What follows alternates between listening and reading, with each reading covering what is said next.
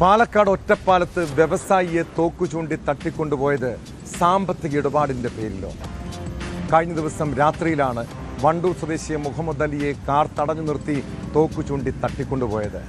സംഭവത്തിന് പിന്നിൽ ബിസിനസ് രംഗത്തെ വൈരാഗ്യം വന്ന മുഹമ്മദ് അലി പോലീസിനോട് വെളിപ്പെടുത്തി. കൊട്ടേഷൻ സംഘത്തിൽ നിന്നും രക്ഷപ്പെട്ട വ്യവസായി മുഹമ്മദ് അലി വാണിയംകുളത്തെ സ്വകാര്യ ആശുപത്രിയിൽ ചികിത്സയിലാണ്. പ്രതികൾക്കായി പോലീസ് അന്വേഷണം ഊർജിതമാക്കിയിട്ടുണ്ട്.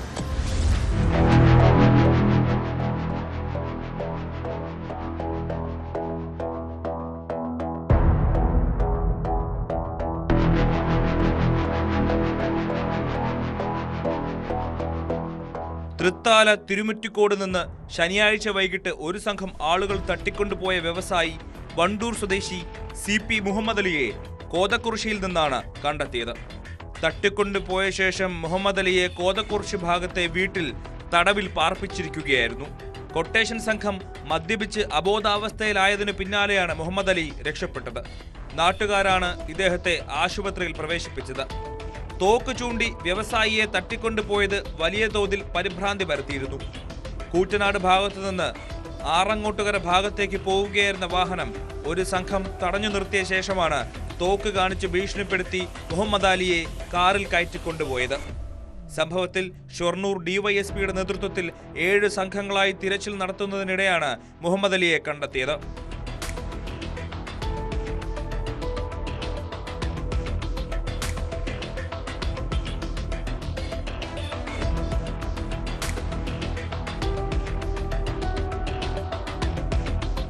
തട്ടിക്കൊണ്ടുപോയതിന് പിന്നിൽ ആരാണെന്ന് തനിക്ക് വ്യക്തമായി അറിയാമെന്നും ബിസിനസ് രംഗത്തെ വൈരാഗ്യമാണ് കാരണമെന്നും മുഹമ്മദ് അലി പോലീസിനോട് വെളിപ്പെടുത്തി.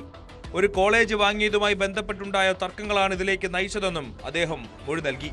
17 കോടി രൂപയുടെ സാമ്പത്തിക ഇടപാടിനെ കുറിച്ച് കൊട്ടേഷൻ സംഘം പറഞ്ഞിരുന്നതായി മുഹമ്മദ് അലിയിൽ നിന്ന് ബന്ധുക്കൾക്കും വിവരം ലഭിച്ചു. ഇത് സംബന്ധിച്ച കേസ് സുപ്രീം കോടതിയുടെ പരിഗണനയിലാണെന്ന് ബന്ധുക്കൾ പറഞ്ഞു. 5 അംഗ കൊട്ടേഷൻ സംഘമാണ് തട്ടിക്കൊണ്ടുപോകലിന് പിന്നിലെന്നാണ് സൂചന. പ്രതികളെ തിരിച്ചറിയുന്നതിനും പിടികൂടുന്നതിനുമായി സമീപ പ്രദേശങ്ങളിലെ CCTV ദൃശ്യങ്ങൾ ഉൾപ്പെടെ പോലീസ് പരിശോധിച്ചു വരികയാണ്. മുഹമ്മദ് അലിയുടെ മൊഴിയുടെ അടിസ്ഥാനത്തിൽ അന്വേഷണം ഊർജിതമാക്കിയിട്ടുണ്ട്.